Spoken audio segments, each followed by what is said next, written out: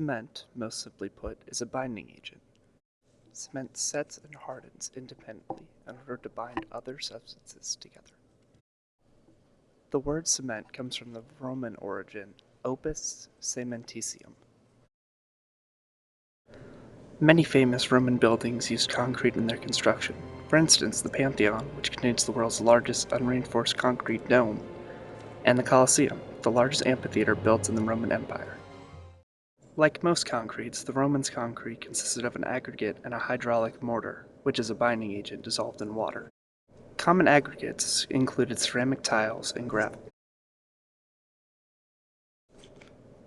Binding agents used at the time were gypsum and lime. A historical reference to lime mortars can be found in Vitruvius's 10 books on architecture. He went on to describe ratios of lime to aggregates for different building needs. Interestingly, the underwater ratio he describes is essentially the same for concrete used at sea today.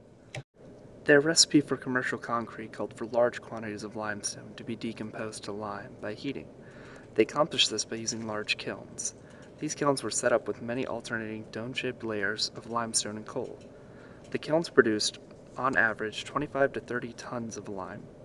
The kilns themselves took 1 day to load, 3 days to fire, 2 days to cool, and 1 day to unload. Sets of 7 kilns with staggered starts that could be worked throughout the week were common. Our concrete consists of calcium carbonate, or limestone, sand, and gravel. The calcium carbonate we were using is in granulated form. Next, we heated the substance using a charcoal grill. So in order to heat the substance without losing any of it, we wrapped it in aluminum foil. But since the reaction requires it to be well ventilated, we had to poke holes in the aluminum foil. In order for calcium carbonate to become calcium oxide, or quicklime, it has to undergo thermal decomposition by heating the substance to about 900 degrees Celsius. We heated the calcium carbonate for 4 hours.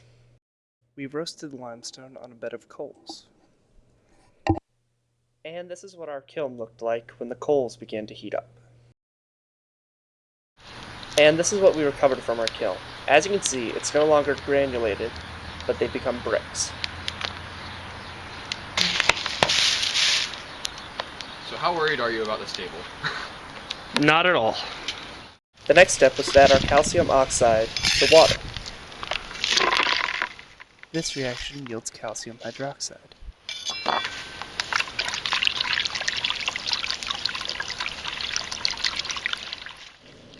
This reaction is very exothermic, as you can see by the water vapor.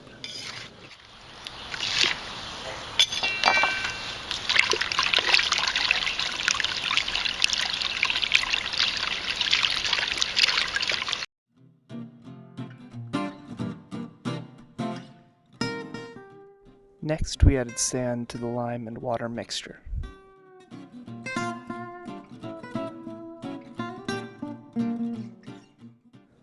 And we continued to mix in sand until we got the desired consistency.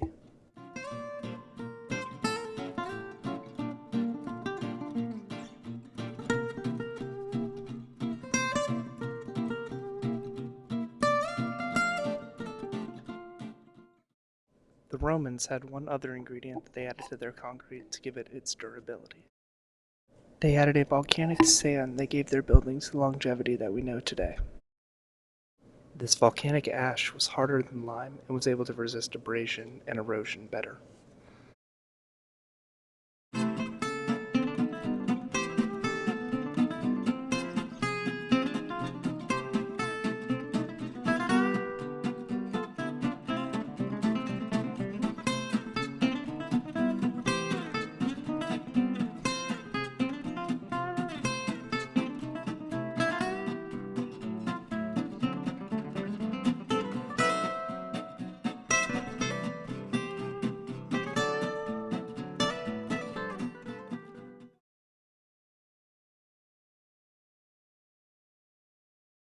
Once we had the desired ratio of sand to mortar, it was time to pour.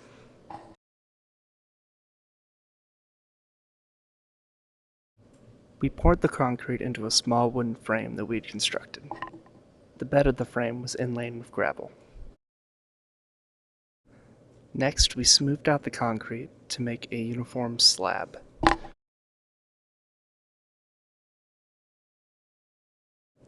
We let the concrete set and harden over the course of 3 days, and then after the 3 days we came back to check on the results.